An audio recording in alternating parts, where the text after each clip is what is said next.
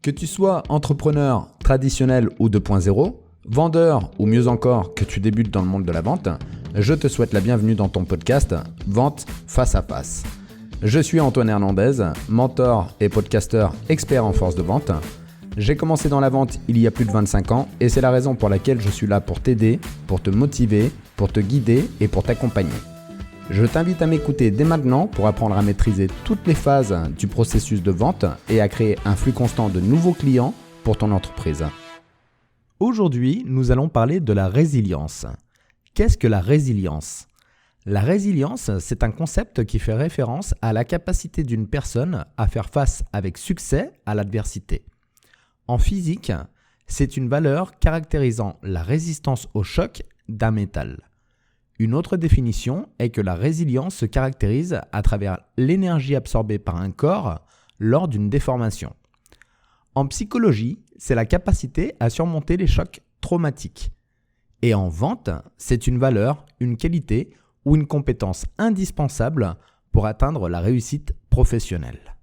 Mais alors, quelles sont les caractéristiques d'une personne résiliente ? Une personne résiliente, c'est une personne qui reconnaît ses forces et ses faiblesses. À partir de là, elle peut se fixer des buts objectifs et clairs car une connaissance adéquate lui permet de travailler de manière assertive et proportionnée afin de ne pas trop exiger d'elle-même. C'est une personne créative. Elle ne se limite pas à suivre ce que l'on attend d'elle, mais recherche des solutions alternatives différentes, cherchant toujours à tirer le meilleur parti de la situation. Elles font confiance en leurs capacités. Elles sont convaincues qu'elles sont capables et qu'elles atteindront donc leur objectif avec des efforts et du dévouement. Elles sont également capables de reconnaître quand est-ce qu'elles ont besoin d'aide et de travailler en équipe. Pour les personnes résilientes, erreur signifie l'occasion d'apprendre, c'est-à-dire qu'elles sont toujours à l'affût de trouver un apprentissage dans chaque échec. Afin de ne pas le reproduire, elles ne se punissent pas et ne se dénigrent pas pour avoir fait des erreurs. Au contraire, leur position est objective et réaliste. Ce sont des personnes qui sont conscientes du présent. Ce sont des personnes qui vivent dans le moment présent et elles ne s'inquiètent pas de ce qui se passera dans le futur et ne souffrent pas de ce qui s'est passé dans le passé. Leur groupe social est caractérisé par l'optimisme. Elles essayent de s'éloigner des personnes qui ne contribuent pas positivement à leur développement et à leur épanouissement personnel.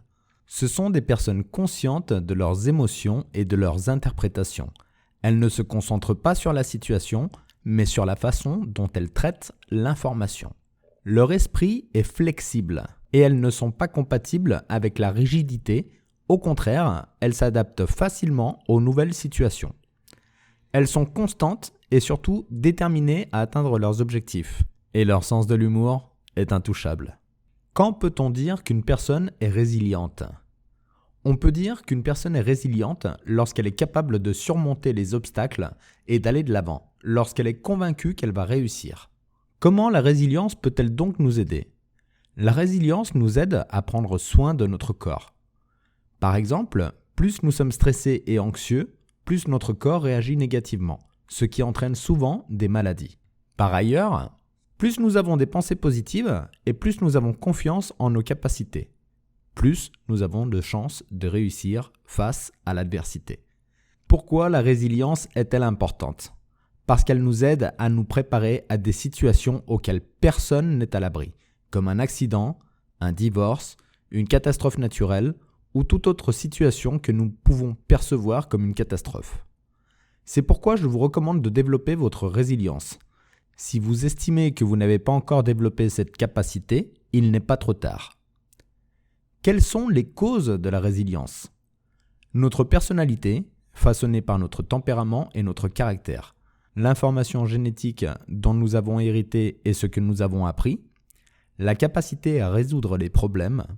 Des informations partagées avec nous par notre famille, des croyances qui nous sont inculquées tout au long de notre développement, notre cercle social, école, église, communauté, etc., la connexion avec nos parents, les liens appropriés et la relation avec nos amis, le groupe social proche qui se forme. Il existe plusieurs types de résilience. Entre eux, on peut parler de résilience corporelle. Il s'agit de l'état physique du corps, c'est-à-dire que même si la personne a tout le désir de réaliser une action, le corps doit être dans des conditions optimales pour agir. On peut parler aussi de résilience psychologique. C'est la capacité mentale dont dispose une personne pour faire face aux difficultés. Plus elle est consolidée, meilleurs sont les résultats obtenus. On peut aussi parler de résilience émotionnelle. Il s'agit du contrôle adéquat des émotions, de la manière dont la personne est capable de ne pas se laisser emporter par des émotions négatives qui n'auront finalement que des conséquences désagréables. Ce n'est pas la coutume dans ce podcast, mais aujourd'hui je souhaite te parler de moi et je souhaite te donner des exemples de ma résilience personnelle.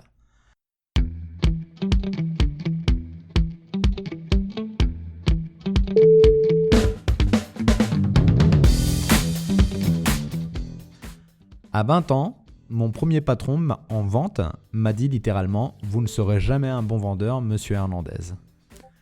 5 ans plus tard, j'étais auto-entrepreneur, je suis parti vivre à Tenerife et tout allait bien dans le meilleur des mondes. À 29 ans, j'ai eu un accident de voiture qui m'a défiguré le visage pour le restant de ma vie. J'ai 3 cicatrices qui partent de l'œil, une qui part vers le front, une autre qui part vers l'oreille et une autre qui part vers la joue. Néanmoins, 1 an plus tard, je connaissais ma femme, je me suis marié 5 ans plus tard et je suis devenu directeur commercial en produits chimiques pour le bâtiment.